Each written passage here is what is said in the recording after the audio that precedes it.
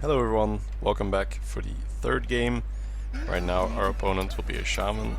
Let me just quickly get that music there. Alright, this looks like a really strong opening. We have an Auto Barber, a Defias Ringleader, and then, Raging Worgen, Dragonling Mechanic, not the greatest card to have in your opening hand. I believe here I would just mulligan the Dragonling Mechanic. You can coin out your Ringleader, then follow up with either a dagger or just a barber, or you can coin a dagger and then play barber, then Raging Worgen. There's a ton of options with this hand.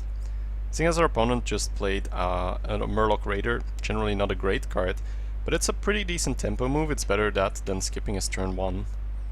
If we coin out the fast Ringleader now, he'll be able to kill our 2/2 body with just that, so I believe it's better to just coin out the dagger here, use our hero power to kill it, get that free card going, and then afterwards we can just develop the Auto Barber. Say if he has a 2 health minion now, we can just take that out.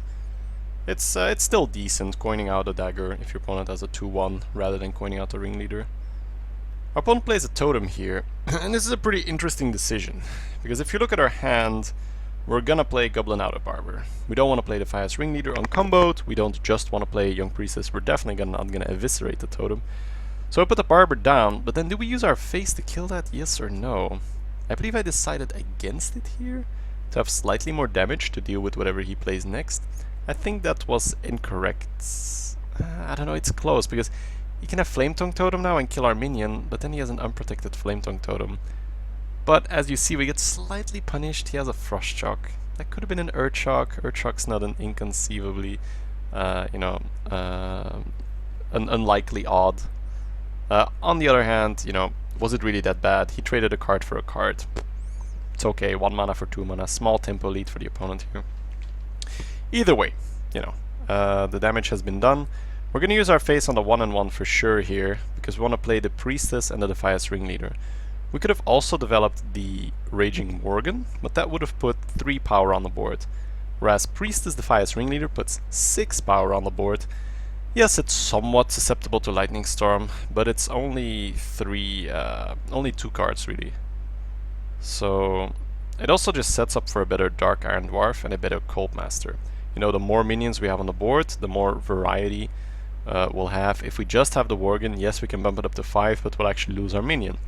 Now we could use, let's say he plays a Lost Stall Strider now, we could just Dark Iron Dwarf our 2/1, kill that Lost Stall Strider, and then, we're in business. Our opponent chooses to play a Stormforged Axe here though, that's fine. You always want to note when your opponent plays an Overload card that, the cards that he can't play next turn. Because of his Overload, he's only going to be able to develop for 4 mana, so there's no Silverhand Knight or Spectral Knight coming. It's just the, oh, excuse me, Hearthstone is on in the background. So it's just the 4-drop threats we need to take into account here. So yeah. He's currently roping us. Still got some stuff to do, I guess. Maybe the shamans on Facebook, I don't know. Anyways, there we go. Passes the turn. Cool, so a bit of an awkward situation here. We could develop the Dwarf, which is the best tempo move, put a 4/4 on the table. It feels a bit awkward though, we're not really buffing anything to, to any good end, because our minions are gonna kill his minions. That's always happening, so I think I always lead with that, just the things that are always happening, we do them. So there we go, hit is happening. And then we're gonna opt for the Worgen here. It plays a little bit off curve, but I feel like it's better than to waste the Battle Cry of the Dwarf. The Worgen also has more potential with the Dark Iron Dwarf buff, if we buff it, gets 5 damage. If we enrage it, it gets 6 damage. That's quite a lot.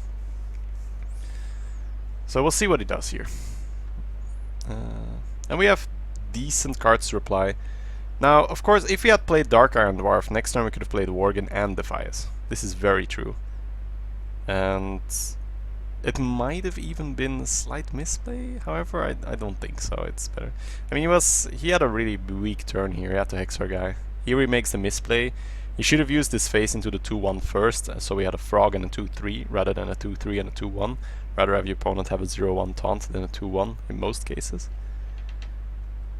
Alright, because of our draw and just the way how the game is going, developing the Dark Iron Dwarf here is better. We develop a 4/4 body. Yes, the Battle Cry is somewhat wasted. We gave our opponent a turn to play into the Dwarf, but he refuses to. He's just putting down the He just put down the Hex, which in the end I'm fine with. We played off curve, he played off curve, but he threw a Hex on a 3-drop. That's really not that great for value. So we'll see what he does here. He's on Fire Elemental turn. He could Fire Elemental the 2-3, but I feel like he would have not hexed the Worgen if he had a Fire Rally. Okay, he gets the worst possible outcome from that Forked Lightning. It's still pretty okay because he can kill the Dwarf here. He would have the best possible outcome was hitting the 2-1 and the Dwarf there. Would have been pretty good. I feel like this is once again a really good learning moment where we have a couple options here. We can put a Shredder down and a Defias Ringleader, or we can Dagger up and wipe his entire board. If we put the Shredder down and the Defias Ringleader, it's slightly better for Cultmaster, but we play a bit more into Lightning Storm because we won't be killing the Spell Power Totem, and we have a huge board, and we're also going to play into Mind Control Tech. I feel with this kind of a lead, because if you look at our hand size and our board size, we're like really far ahead of our opponent. It is much better to just put the Shredder down, Dagger up, use our face and a dude into the Mana Tide, use our other dude into the Spell Power Totem. Our board is all good, you know, we don't need to go for the maximum board development here. The further you are ahead, the more you can play around these things, you know, such as Lightning Storm and Mind Control Tech. Also notice the Shredder placement, once again in the middle, in case he drops a Direwolf or a Flametongue Totem. Both the minions will enjoy getting the buff. Okay, so our opponent just played a Gurubashi Berserker. There's a fairly easy clear available here, however, you also have a freeze in your hand. And especially, I love freezing minions like this, they are really slow. I feel like if we attack that minion, we just give it Taunt, right? I mean, it's a 2/7. It's not really interesting to clear. You also don't want to let it go unchecked. But freezing it is perfect, because it's not a minion that your opponent is generally going to want to silence. It's like freezing a light spawn. The chance of your opponent silencing the light spawn to then attack with it is very slim. You don't want to silence a light spawn. Same as you don't really want to silence a Gurubashi Berserker. Here we were debating whether we're going to use the dagger on his face, yes or no, but it makes sense, you know, we're chasing him down here, we're putting him on a very low life total. We have the Eviscerate in the hand for reach, so instead of just clearing his board, we said, okay, we're just gonna freeze your slow minion and just see if you have a great counter to our board. If not, you're just dead. Because I have 4 extra damage in my hand with the Eviscerate. I can dagger, that's 5 extra damage available. That means only my Shredder needs to survive and you're dead. You know, assuming he doesn't have any taunts. We also have the Backstab for a possible taunt totem. And yeah, it looks like our opponent's just doing a last ditch effort here. Suppose a punish for not killing that Gurubashi could have been an Argus or some Fear Protector, but that's a risk I'm willing to take usually. Alright, there we go. Kill our opponent. So yeah, I believe at this point I was telling the student not to BM, because I don't like BMing shamans, especially people that didn't BM us back, or didn't BM us first, but yeah.